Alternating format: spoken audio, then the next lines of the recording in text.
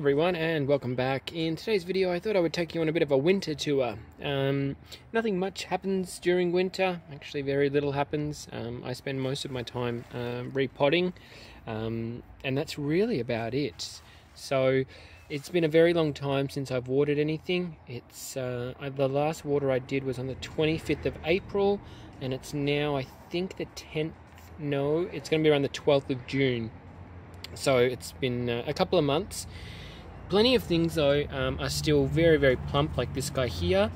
And something interesting about this guy is that this plant, for the longest time you can imagine, was very, very sunken and ugly and just did not grow, did not do anything. Then all of a sudden, after I think what must have been maybe 4 or 5 years, he just switched on, just started growing. I didn't change anything, I didn't do anything differently.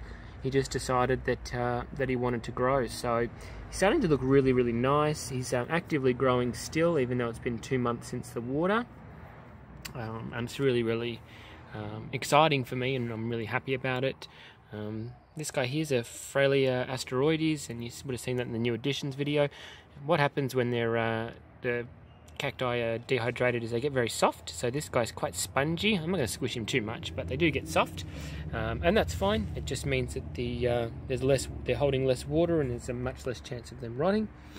Yeah, this guy here, a little bit of a tuft going on, happy about that. So I do water some things during winter, particularly grafts. So this guy here is on Cirrus, so I will water him around once a fortnight, once every, sort of 2 to 3 weeks. And the same as that guy back there who is on Trico spatiana, or spatianus. I've done a lot of repotting. You'll start to see these pots more and more coming into the collection because I really, really like the aesthetic of them.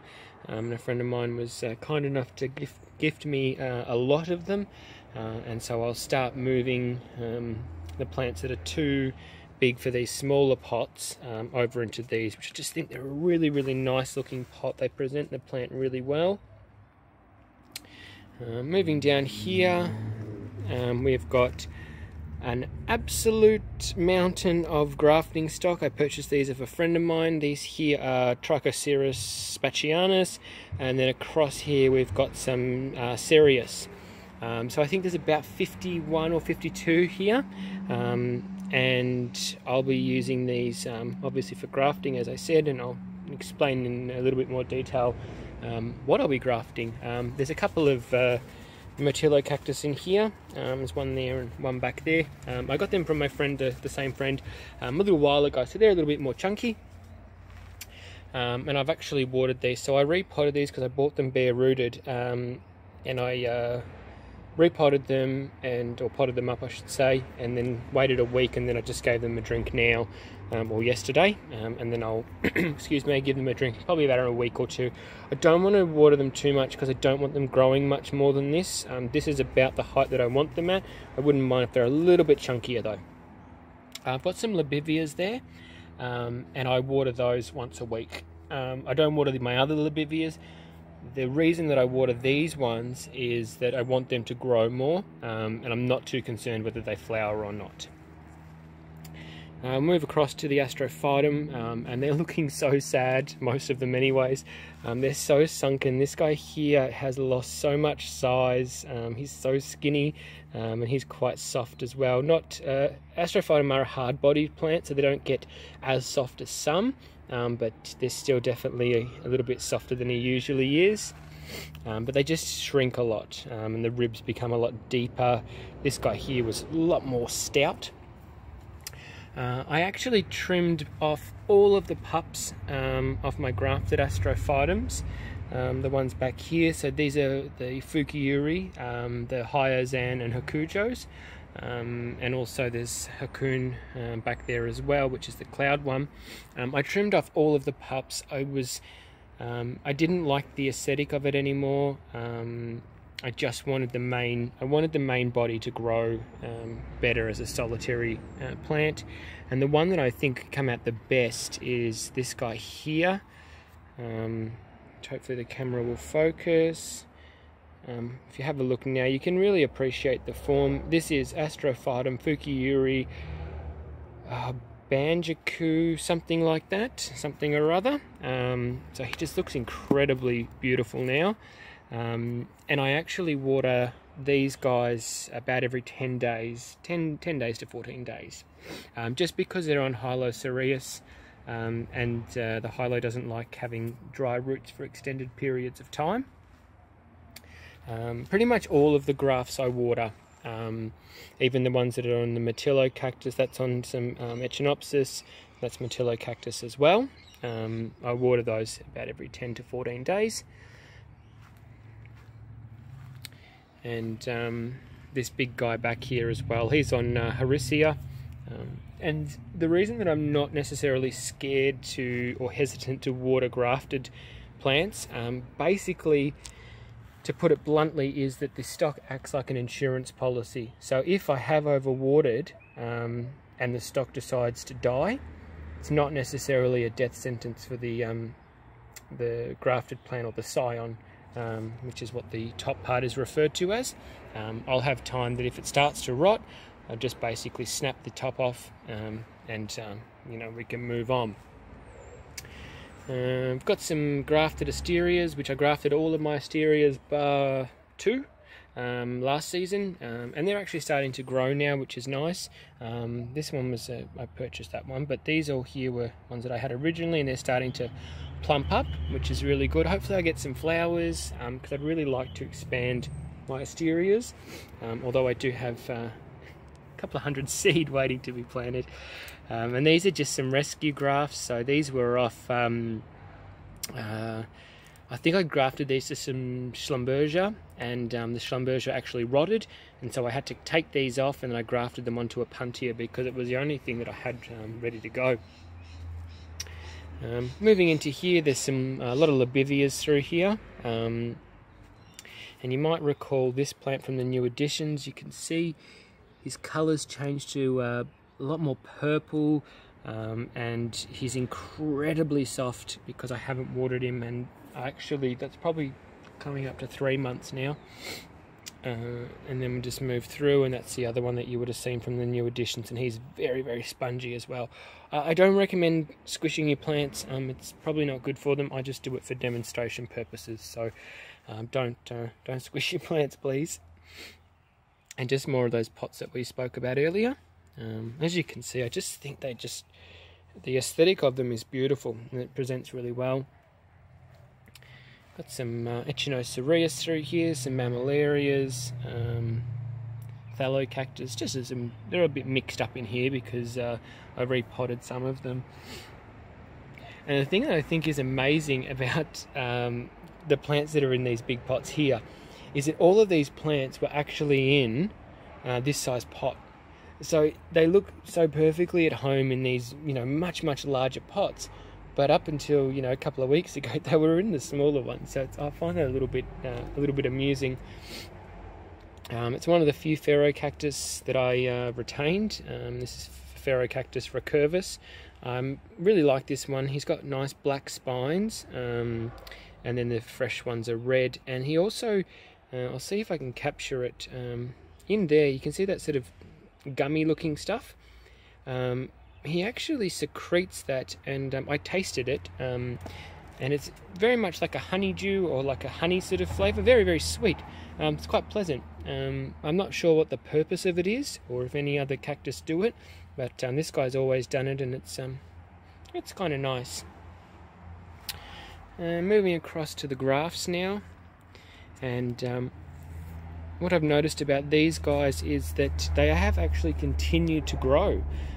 Even when it's cold, like it's been honestly pretty miserable in Melbourne. I think we were blessed with a very long and drawn out summer, and so the cold just feels a little bit more bitter now. But they've kept growing, which is really nice. Some of them, some of the Periskiopsis have lost its leaves, which is to be expected, but all in all, there's been a fairly good retention of leaves, which is great, which means we'll just get a nice, good, strong season come spring and summer next year. And the growth has continued, just not as fast, but still it's definitely noticeable.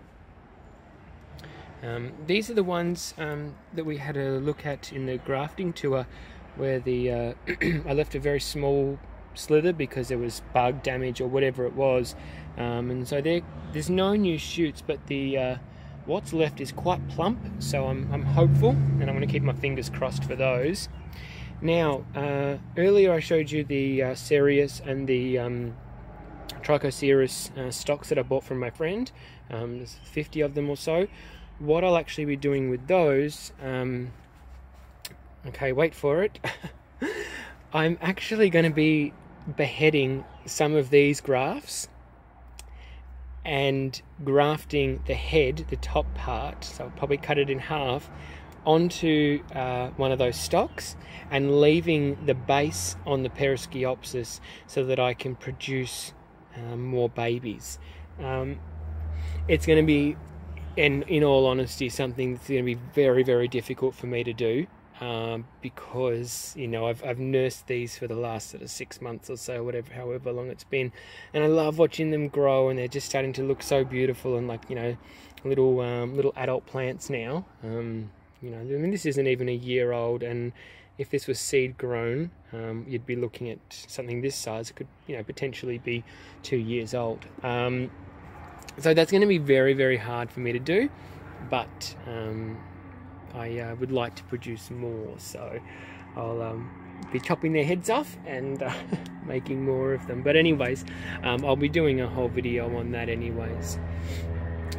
Moving across now to the Gymnocalycium, and these are one cacti that realistically I could water very sparingly throughout winter because they do not like prolonged drought, but I subscribe to the theory that for good cacti flowers, the cactus need to have a long cold and dry rest, and the Gymnocalycium are included into that category as well. So a lot of the new spines that were coming up have lost their vibrancy. In particular, if you're on my Facebook, you may recall this one. See if you can see those black spines. They were actually a very vibrant red, beautiful red, closer to that color there. There was cactus in the center, that red. But they've lost their vibrancy because the plant has now switched into survival mode and rest mode because it's cold and dry. So it just means that next season I'll get some good flowers. Moving across here, we're now looking at the Erioses. There's some Copiopoa in here as well. I've repotted most of them and they just look incredible in their new pots. I'm so happy with how they look. And a bit of a new development. If we have a look here, these are Trico Cirrus hybrids, which, funnily enough, it wasn't that long ago I said that, oh, you know, I'm not going to grow any more column cactus. I grew tired of them, or the aesthetic of them anyways. But I'm fairly impulsive, and I started seeing some hybrids, and I'm like, okay, I'm going to get some. So I spoke to my friend, and he's like, oh, I've got, you know, I've got a fair few hybrids. And so I said, all right, I'll take some, please. And so I got these here. So for the Trico Cirrus fans out there, we've got a Trico Cirrus scopulicola crossed with Trico Cirrus Hahn Pachinoi.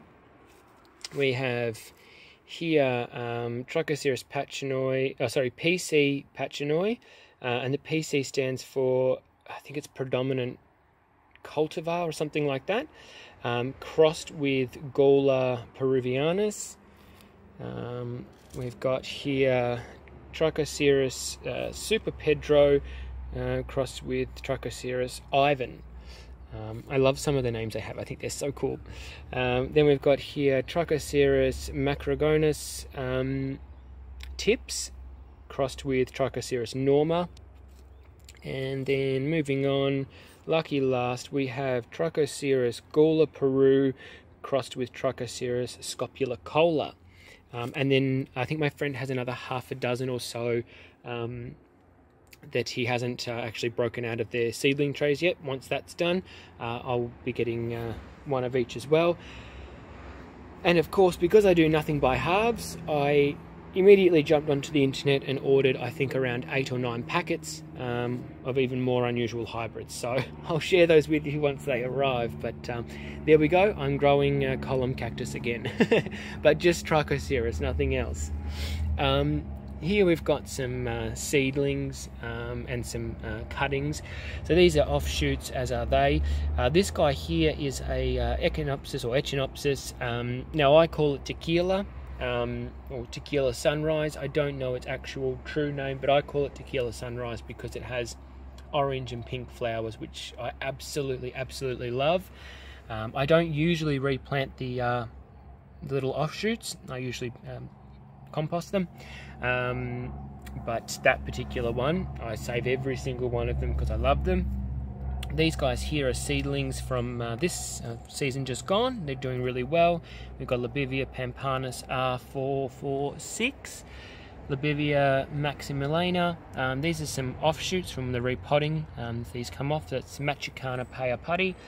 Some more Maximiliana. We've got across there some more Pampanas. And then across there we've got Labivia Famatomensis. More Maximilianias. They did really well. And then these are just some of the offshoots from the ones that I showed you earlier where I'd cleaned off my grafts. So these are the babies. I'm just waiting for them to root. And then we've got some Gymnocalycium frederici, which are coming up as well. Going across here, and the sun comes out. It would have been nice to have that earlier. The sun doesn't hang around for very long this time of year. Up here we have Astrophytum Asterius V-type, and this, I made a mess of it. Can't get everything right, but I grafted this, and actually a friend of mine was kind enough to drop this off because I needed a massive piece of grafting stock because this was actually a lot bigger. But I'll show you, it's a cliffhanger. It's just hanging on, and only in the last sort of couple of weeks it started fattening up again. So it does have contact, which is great. Once it gets a bit bigger, I'll take it off and I'll get it to grow on its own roots. But I've made a mess of that graft, I really did. Moving down here, we've got some Lophophora grafted onto Trico Cirrus. I had 4. I think I showed them in a video. I sold 2 of them, and these 2 weren't up to standard of selling. They were just they were far too ratty looking, and they're still not very good. But in the next sort of 6 or 12 months, they'll look nicer, and then I think I'll keep these 2 so I can have more material to propagate from, because these 2 here are on Trico Cirrus Spacianus, but they're the Trico Cirrus is just, it's nearly at the end of its life. As you can see in there, it's not looking good. It's a tiny little piece for a huge amount of tissue that it's supporting, or plants. And just a couple more lofts through here. This is some kind of loft. I don't know what it is. I've had it for a very long time. I've got there a Jordiani, or however it might be pronounced, and Huashi there on the right. Both of those 2 there are on Cirrus Forbesii, which is an extremely strong stock. It can split plants quite easily. And these are my lofts here, which are on their own roots. These ones here are cuttings that I took from these ones at the back there. And have a look at this. Look at that. Look how squishy it is. That's because it hasn't been watered in a very long time, so they go really squishy. But the ones that have always been on their own roots, so they've got that nice tap root, they get squishy but not quite as bad. And these haven't been watered in 3 months, and they'll be waiting until September. Now the other thing that I do, I already said that I do water the grafts, all of them throughout winter, but the Echinopsis or Echinopsis, I water these as well every single week without fail. They don't like being dry for long periods of time. They won't forgive you very readily, so keep them well watered. I've never ever heard of one dying from being over watered. I'm not saying water it every day, but you know, when it's hot, I sometimes will water them every day. They like a drink. They really do. I've got one that lives outside and they're cold and wet, and it's never batted an eyelid at it. But no, keep them well watered. They'll flower anyway, so you don't need to worry about the cold and dry. Anyways, look, this video is getting quite long, so I'm just going to show you one more thing. It's pretty exciting. So I grow all of my Trico Cirrus outside, as I've said a couple of times now. And then the other day I'm just checking on them, making sure they're all right. And lo and behold, look what I noticed. That there is variegated. So at first I thought it was a virus or something like that. I'm like, oh, okay, I'm not going to worry about it. But then when you look around the plant, you can actually see, if the lighting will allow it, that the variegation is consistent. It's not as strong on these parts here, but it's definitely there. So it's variegated, and what I'll be doing is selective grafting. It's called slab grafting. So I'm basically going to cut this rib out and then graft it onto another piece of pachinoi to try and produce a plant from this areole, which that's what the little spike point's called, because I'm hoping that that little variegation pattern there, it's strongest here. So I want to try and produce a plant from that areole, and basically selectively propagate and selectively graft to strengthen that coloration. So that's something that I'll share with you guys as we go along. But pretty exciting. So as soon as I saw that, I got this guy and got him put inside the greenhouse so that he can be nice and happy and grow strong. And just some more Trico Cirrus tips. Oh, I did forget one thing, and it's the right time of day to have a look at them. So let's go down here and have a squiz. These are the seedlings, ones that weren't grafted from this season. So I'm not going to go through them all because they're not terribly exciting when they're this small. But as you can see, they're doing pretty well. Some are a little bit too red, but they're all doing pretty well. I run them 6 across and 3 down, so 18 to a tray. And then other ones I actually do even denser than that. Some will rot off, like this guy here. He's gone all smudgy. That's okay though. These I keep well watered as well. The mixer ends are it's got a high water retention rate. And over here we've got some, these are Trico Cirrus Spaciana from my own seed, and they're under a 70% shade cloth. Anyways, I've been talking for a very long time, so I'm going to go grab a lemonade and sit back and enjoy the afternoon sun. Alright everyone, thanks for watching, and as always, happy gardening. Bye.